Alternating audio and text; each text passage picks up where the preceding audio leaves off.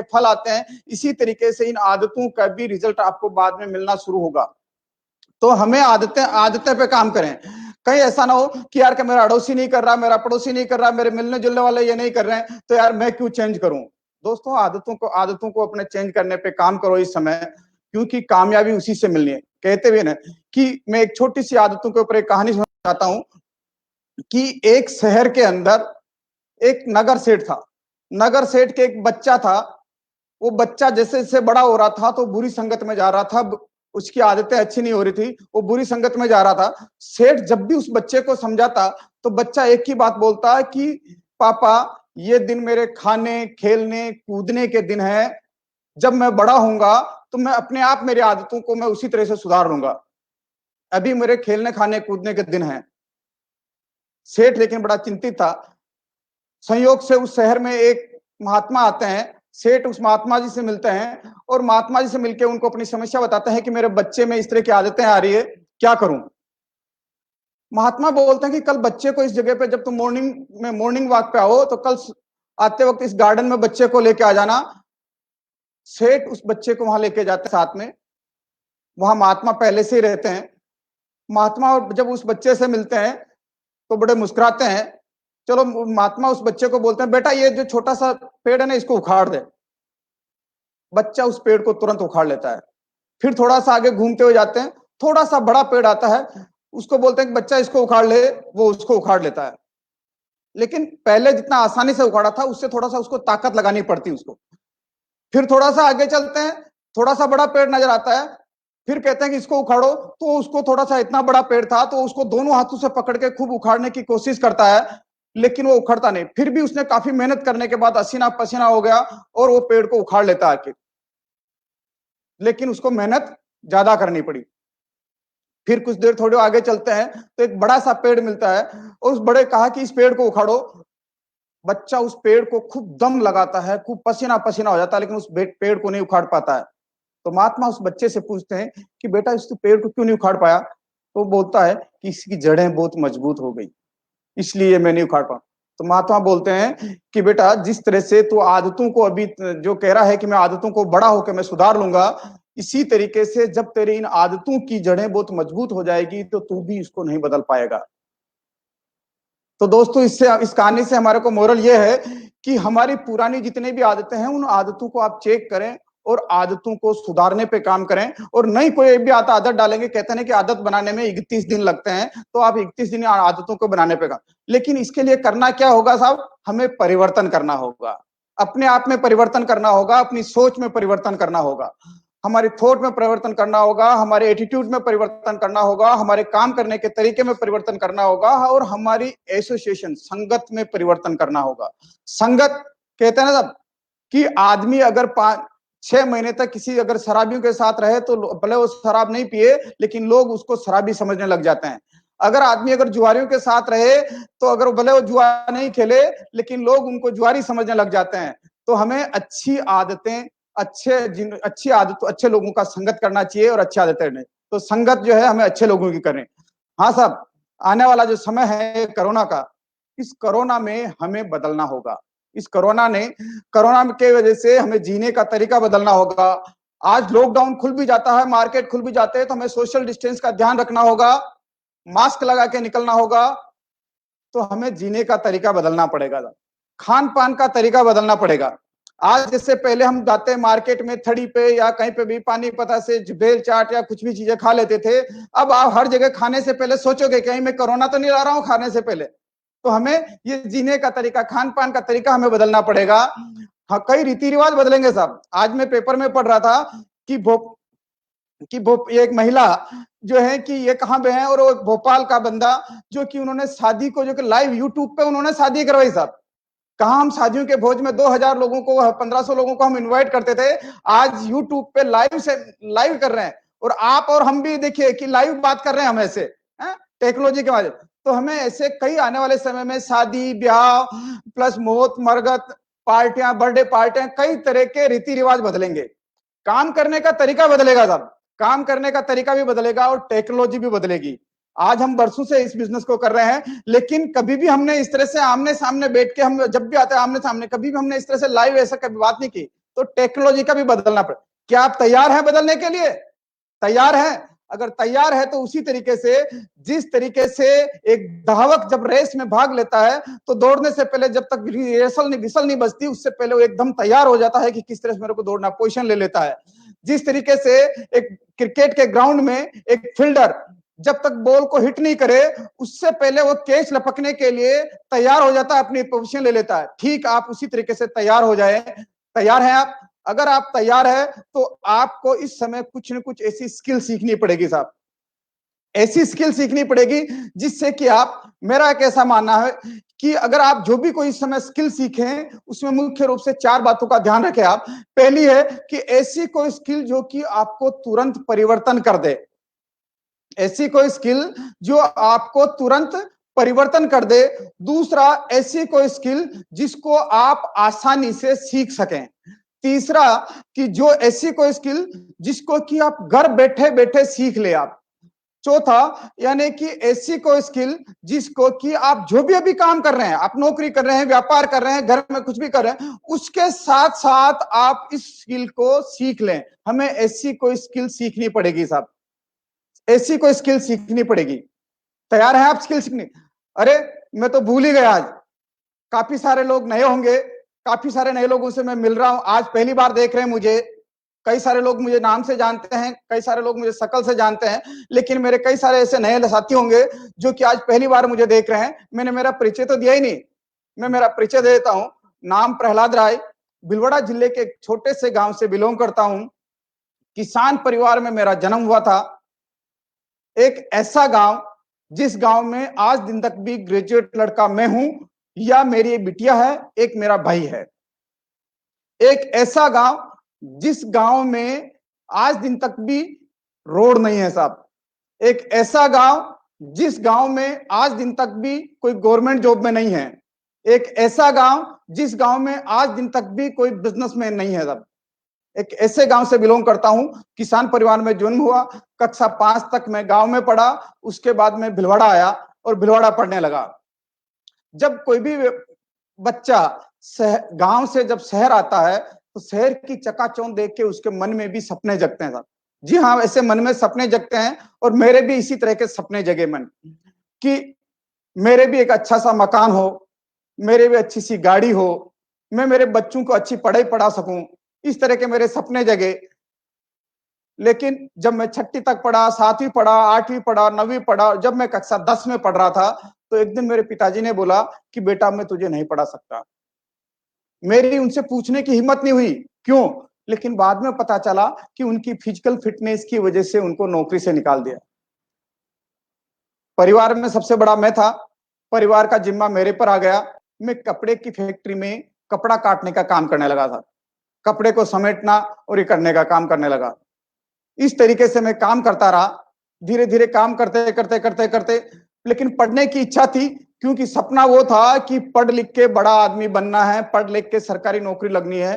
तो मैं 10वीं के बाद में 11th मैंने प्राइवेट पढ़ा, फर्स्ट ईयर मैंने प्राइवेट किया, सेकंड ईयर मैंने प्राइवेट किया, और जब सेकंड ईयर प्राइवेट करने के बाद थर्ड ईयर में प्राइवेट किया, और जब थर्ड ईयर प्राइवेट करने के बाद मैं एक दिन पेपर पढ़ रहा था तो पेपर में एक लाइब्रेरियन डिप्लोमा की एक निकला था पर एडमिशन के लिए, मैंने वो वहां फॉर्म भरा और मेरा लाइब्रेरियन में सिलेक्शन हो गया। मैंने लाइब्रेरियन का डिप्लोमा किया और लाइब्रेरियन का डिप्लोमा करके मैं वापस आया, और वापस आने के बाद में जिस फैक्ट्री में मैं काम कर रहा था उन सेठ जी के पास गया कि सर मेरा लाइब्रेरियन का डिप्लोमा पूरा हो गया और मुझे वापस काम करना है, नौकरी करनी है। तो उन्होंने मेरे से एक बात पूछी कि प्रहलाद तेरी ग्रेजुएशन भी कंप्लीट हो गई, अब तू बता कि वापस कैंची पकड़ेगा या कलम? कैंची यानी कि कपड़ा काटने का काम करेगा, या अकाउंटेंट, तेरी ग्रेजुएशन भी हो गई तो तू अकाउंटिंग का काम करेगा?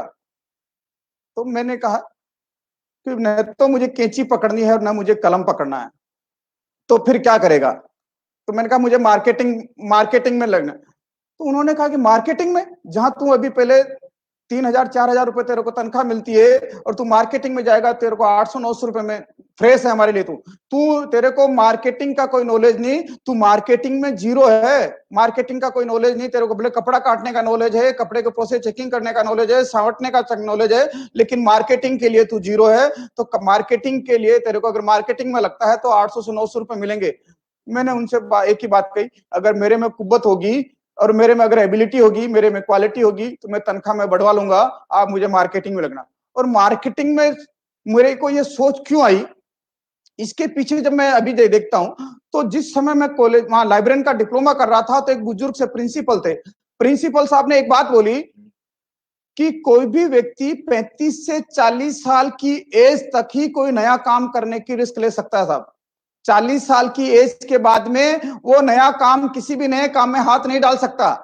क्यों? कि 40 साल से की एज के बाद में उसकी सोशल लायबिलिटी भी बढ़ जाती है, उसके खर्चे बढ़ जाते हैं और उसके वर्किंग एफिशिएंसी कम हो जाती है। मैंने कहा ऐसा कर, तो कहा साहब कि 35-40 साल के एज के बाद में अगर उसके परिवार में, घर में माता पिता अगर बुजुर्ग हैं, बुजुर्ग हो जाते हैं, तो वो समाज में आ नहीं जा सकते हैं, तो अब समाज में भी उसको आना जाना पड़ेगा। उसके शादी हो जाती है, बच्चे हो जाते हैं, बच्चों को स्कूल में पढ़ाना होता है, कई तरह के माँ बाप के हॉस्पिटल के खर्चे हो जाते हैं, बीमारी के, तो दिन भर दिन उसके खर्चे बढ़ते जाते हैं। और प्लस टेंशन की वजह से जैसे से एज फैक्टर आता है, एज फैक्टर की वजह से कार्य करने की क्षमता कम हो जाती है, खर्चे। तो 40-45 साल की एज के बाद में, 40 साल की एज के बाद में व्यक्ति काम नहीं करता, व्यक्ति की ब्रांड इमेज काम करती साहब। तो मैंने कहा कि यार मैं ग्रेडिंग में, जहां मैं कपड़ा काटने काम कर रहा था, मुझे इसमें ऐसा कोई स्कोप नहीं लग रहा था।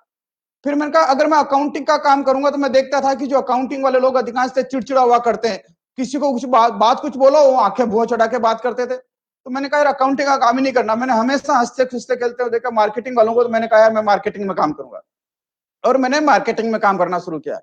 मार्केटिंग में मैंने 900 रुपए से काम करना शुरू किया। 900 रुपए से लगा, 1 महीना काम किया, 2 महीने काम किया, तीसरे महीने मैंने सेठ जी के सामने जाके खड़ा हो गया, साहब मेरी तनख्वाह बढ़ाओ। ऐसे करते करते 92 तक मेरी सैलरी हो गई थी साहब 4200 रुपए।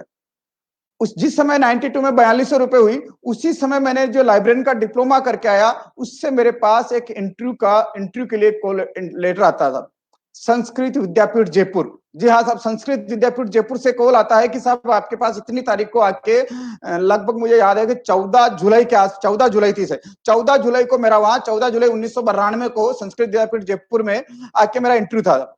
वहां इंटरव्यू के लिए अब मेरे सामने दो तरह था कि मैं सरकारी नौकरी चुनूं या जो प्राइवेट सेक्टर में मार्केटिंग में जो मैं काम कर रहा था मैं उसको चुनूं। मैंने देखा कि जो 90 के आसपास के जो थर्ड ग्रेड के टीचर मेरे कुछ मिलने वाले जो मेरे क्लासमेट थे वो लगे थे, उनकी सैलरी का पे स्केल था 6-6.5 हजार रुपए। मैंने कहा यार 1990 में लगे, 6.5 हजार में ही लगे, अभी तक भी इनकी सैलरी 6.5 हजार। मैंने कहा मैं 91 के अंदर मैं वापस मार्केटिंग में लगा, 2 साल के अंदर मेरी 900 रुपए से 4200 रुपए सैलरी हो गई, तो स्कोप कहां है? मैंने एक एनालिसिस किया, तो मैंने एनालिसिस करके ये पाया था, और मैं शुक्रगुजार हूं उस भगवान का, उस ईश्वर का, उस खुदा का, जिन्होंने मुझे यह मति दी कि प्राइवेट सेक्टर में ही काम करने का निर्णय लिया मैंने, सरकारी नौकरी को नहीं। क्योंकि उस समय मैंने यह निर्णय देखा कि सरकारी नौकरी में जो भी आपको पैसा मिलता है, आपकी डिग्री के हिसाब से पैसा मिलता है साहब। जी हाँ, आप कितने घंटे काम करते हैं, आपने कितनी एबिलिटी है, आप कितनी मेहनत से काम करते हैं, सिर्फ आपकी डिग्री के हिसाब से पैसा मिलता है। और प्राइवेट सेक्टर में पैसा मिलता है आपकी एबिलिटी के हिसाब से। वहां डिग्री नहीं देखी जाती, आप कितने घंटे काम करते हैं, कितने एबिलिटी से काम करते हैं, कितनी जिम्मेदारी से काम करते हैं, उसके हिसाब से पहले पैसा मिलता है। तो मैंने निर्णय लिया कि मैं सरकारी नौकरी नहीं करके मैं प्राइवेट नौकरी में ही काम करूंगा, और मैंने मार्केटिंग का काम किया। मार्केटिंग में मैं हेल्पर के रूप में से लगा, धीरे धीरे करते करते उस कंपनी में मैं मार्केटिंग मैनेजर बन गया। अब मार्केटिंग मैनेजर जब उस पोस्ट पे आया, तो मेरे लगा धीरे धीरे काम करता रहा, और उसी समय अगस्त 2000 में मेरे जीवन में यह आरसीएम बिजनेस आया। आरसीएम बिजनेस आया, आरसीएम बिजनेस जिनके माध्यम से मिला, मैं एक बार चाहूंगा आपको जोरदार ताली उनके लिए, मिस्टर बीडी करवा जी के लिए। बीडी करवा जी से मेरे को यह बिजनेस मिला, और मैंने पहले महीने इस बिजनेस को ज्वाइन किया, और ज्वाइन करने के बाद जब मैंने पहले महीने कुछ काम किया, और काम करने के बाद पहले महीने मेरे की इनकम आई 546 रुपए। 546 रुपए की इनकम आई। फिर दूसरे महीने काम किया, दूसरे महीने लगभग 6 हजार रुपए की इनकम आई। दूसरे महीने काम करने के बाद फिर तीसरे महीने काम किया, तीसरे महीने लगभग 12 से 13 हजार रुपए की इनकम आई। जो ही मेरे 12 से 13 हजार रुपए की इनकम आई, जिस कंपनी में मैं काम कर रहा था, उन सेठ जी ने बोला कि प्रहलाद या तो आरसीएम करेगा या नौकरी करेगा। अब मेरे पास निर्णय था कि आरसीएम करूं या नौकरी। लेकिन मैंने जैसा कि आपको पहले बताया था कि मेरा एक किसान परिवार से मैं बिलोंग करता हूं, मेरा जॉइंट फैमिली थी, और मेरे पास लाइबिलिटीज थी, क्योंकि पिताजी नौकरी नहीं करते थे, परिवार बड़ा था, तो मैंने निर्णय लिया कि मैं क्या करूं। इस समय मैं असमंजस की था, घर वालों से पूछा, पत्नी से पूछा, पिताजी से पूछा, तो कहा कि नौकरी, और मैंने नौकरी की। नौकरी को नहीं चुना, मैंने नौकरी करता रहा, और नौकरी करते करते जब 1 महीना, 2 महीना, 3 महीना, 5 महीना, 6 महीने तक मैंने इस तरह से नौकरी की, लेकिन संयोग से 26 जनवरी 2001 को 26 जनवरी 2001 को जिस दिन उस कच्छ भुज में भूकंप आया था, उसी दिन मैंने मेरी नौकरी को रिजाइन किया किसी कारणवश। नौकरी को रिजाइन किया। अब नौकरी को रिजाइन किया तो क्या कि जो 6 महीने तक मैंने आरसीएम को किया नहीं था, तो हुआ क्या कि जिन लोगों को मैंने ज्वाइन करवाया था, उन लोगों को मैं सपोर्ट नहीं कर पाया, उन लोगों को मैं आगे कुछ हेल्प नहीं कर पाया, तो वो सारे के सारे बिजनेस जो है लोग, उन लोगों ने भी काम करना बंद किया और मेरा बिजनेस वापस जीरो हो गया बिल्कुल। लेकिन अब मैंने कहा मैं क्या करूं, पैसा चाहिए, रोज दूध का पैसा चाहिए, सब्जी का पैसा चाहिए, मकान का किराए का पैसा चाहिए, क्या करें। तो नौकरी की सोची, तो मैंने कहा नौकरी कैसे नौकरी करें, तो कपड़े की फैक्ट्री में वापस उसमें मार्केटिंग में लगना नहीं था, क्योंकि उसे, तो मैंने कहा क्या करें, तो मैंने कपड़े की एजेंसी का काम शुरू किया। कपड़े के एजेंसी का काम शुरू किया, साल से 6 महीने तक मैंने कपड़े के एजेंसी का काम किया, और 6 महीने में मेरी लगभग 1 करोड़ की सेल हुई, और इतना बढ़िया काम चला। लेकिन बात वही, काम आपका कितना ही बढ़िया चल रहा है, लेकिन पैसा एजेंसी में, कपड़े के एजेंसी में भी पैसा जो है 1 साल 1.5 साल बाद आता है। 1 साल 1.5 साल बाद पैसा आता है। तो मैंने कहा यार क्या करें, यहाँ तो अपने को रोज पैसा चाहिए, बच्चों की स्कूल का पैसा चाहिए, स्कूल की फीस का पैसा चाहिए, मकान का किराए का पैसा चाहिए, क्या करें। फिर मैंने निर्णय लिया कि मुझे वापस नौकरी करनी है, लेकिन इस बार नौकरी ऐसी करनी है कि चाहे तनख्वाह कम मिले, लेकिन उसके साथ आरसीएम बिजनेस को पार्ट टाइम मुझे करने की परमिशन मिले। जब मैं आरसीएम नौकरी ज्वाइन कर रहा था, तो कई लोगों ने मेरे को टोका कि प्रहलाद जी ये क्या कर रहे हो आप, 6 महीने में आपने 1 करोड़ की बिजनेस एजेंसी में सेल कर ली। कई ऐसे एजेंट हैं जो कि 2-2 साल, 4-4 साल, 5-5 साल से एजेंसी कर रहे हैं, लेकिन उसकी एक पूरे साल भर की 1 करोड़ की एजेंसी का सेल नहीं होता। आपने 6 महीने में एजेंसी का सेल कर लिया, और दूसरा भी आप बंद करोगे तो आपका पैसा डूब जाएगा प्राइवेट सेक्टर में। तो मैंने उनसे एक ही बात कही कि मुझे इस बात का पता है कि मेरी एजेंसी बढ़िया चल रही, सब कुछ बढ़िया चल रहा, लेकिन इसमें यही बात है कि जब तक मैं काम करूंगा, जब तक कि ये पैसा, इसमें से पैसा आता रहेगा। और दूसरा बात, इसमें पैसा जो है इतना लेट आता, मुझे पैसा अभी चाहिए, क्योंकि अभी कहते हैं ना, भूखे पेट ने भजन गोपाला, पैसा तो अभी चाहिए हमारे को। तो मैंने ये निर्णय लिया और नौकरी से क्या, और नौकरी के साथ साथ मैंने आरसीएम बिजनेस को करने का निर्णय लिया। अब निर्णय तो लिया मैंने, लेकिन मैं उसको अभी पहले मैंने नौकरी की, दूसरे महीने के संयोग ऐसा हुआ कि 2nd एनिवर्सरी जयपुर में, जब बिरला ऑडिटोरियम में एनिवर्सरी हुई, तो मुझे उस प्रोग्राम को देखने का मौका मिला। मैं उस प्रोग्राम में गया, सबसे पीछे में खड़ा था, सबसे पीछे में बैठा था, इतनी भीड़ थी कि मैं इधर खड़ा था। लेकिन जब मैं वहां देखता हूं, स्टेज पे एक व्यक्ति आता है, और एक व्यक्ति आके बोलता है कि मैं अनपढ़ हूं, और आरसीएम बिजनेस से मैंने टेक्निकल के मुकाम पे पहुंचा हूं, और मेरी 45,000 रुपए महीने की इनकम सर। तब मेरे मन में झटका लगा कि एक अनपढ़ व्यक्ति 45,000 रुपए की इनकम कर सकता है, तो अपने कर। और ये प्रोग्राम था लगभग सितंबर अक्टूबर की बात है, अक्टूबर 2000 की बात है, 2002 की।